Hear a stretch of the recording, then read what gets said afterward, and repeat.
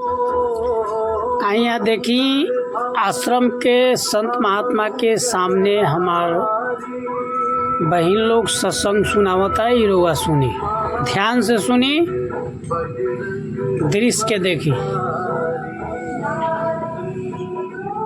ताकि पूरा वीडियो देखें। पूरा वीडियो के लास्ट में भी रुआ के और ऐसे बेहतरीन चीज़ के देखावल जाए वीडियो का माध्यम से, जो रुआ देख।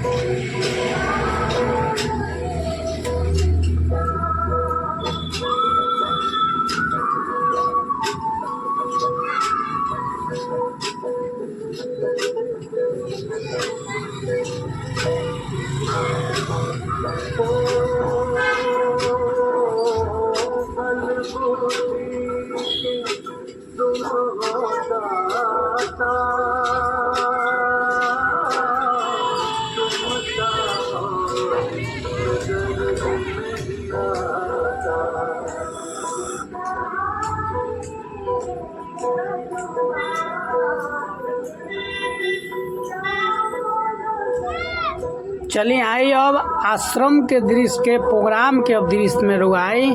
पूरा रुआ पंडाल सद्भावना सम्मेलन के लागल बा और ये पूरा रुआ के देखावल जाए कि कितना सजावट भइल बा, कितना व्यवस्था में बा। ये रुआ आगे वीडियो में बन रहे रुआ पूर्ण रूप से देखम।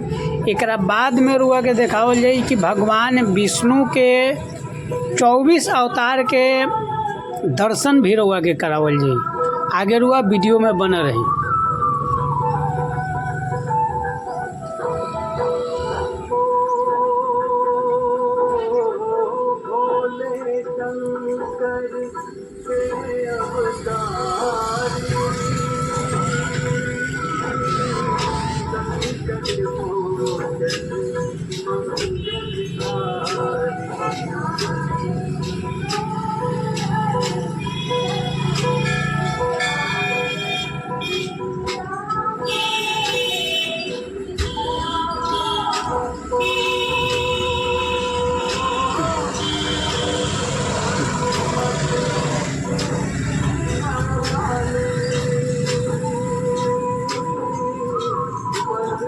चलिए आई भगवान विष्णु के 24 अवतार के रूप दर्शन के अब लाइन में लग जाएं। अधिक से अधिक वीडियो के शेयर करें, कमेंट करें, सब्सक्राइब करें, फॉलो ज़रूर करें।